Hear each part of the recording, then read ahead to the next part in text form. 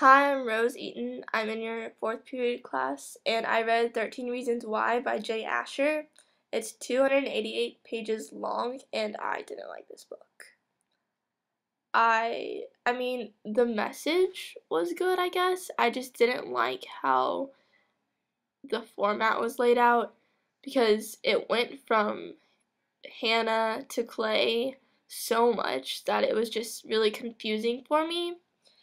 And I don't know, I just felt like Clay would interrupt what Hannah was saying with something insignificant, like, oh, my milkshake is condensating, or something like that, and it would just throw me off track. I felt like it was almost as if somebody was talking to her during a movie, and it was just really distracting, and it would just confuse me. I think that's why it took me so long to read, because I kept having to go back and reread things and think about it a lot more. Plus, it never really caught my attention, probably because it was so hard for me to read. The reason I didn't just stop reading after 50 pages and do a book talk about why I didn't like it is because I did have some hope that it would get better, because people did talk about how great this book was, and I was hoping that maybe it would get better, and how much better it was would outshine how poorly formatted it was.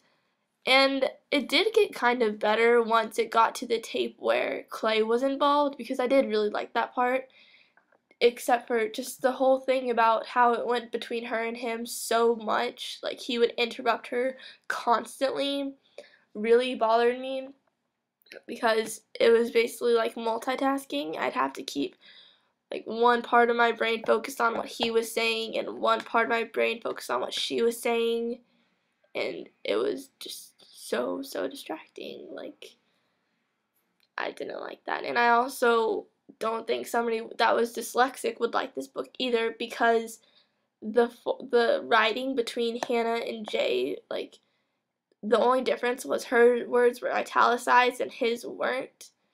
And that also sometimes confused me, because I just keep on reading, not looking at how the words were marked, and I would just think that what Clay was saying was what Hannah was saying, and I really didn't like that. I thought it was distracting, and I didn't, and like, you'd have to be a really good multitasker to read this. But I did really like the message. It was a really great book, aside from the formatting. And yeah, it was really good, aside from the formatting.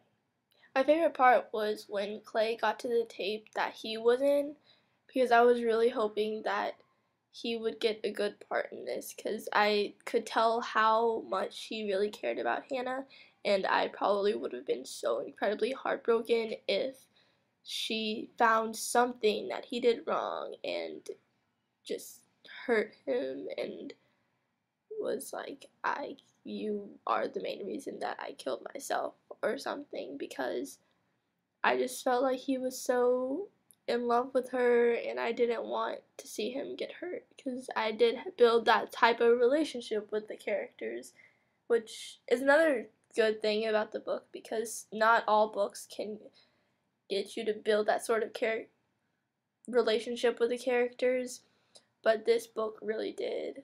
And I I don't regret reading it, because I do like the message that it gave off and what it said, because I think suicide is a very important thing, and you need to be more aware of the people around you and what they're going through, and just not what's on the surface. Just and it was really just the format. I mean, I understand you can't really put it in a different format, because that would be really hard to do, because you can't go between Clay and Hannah without going between Clay and Hannah. But I guess that's just something I'm going to have to live with.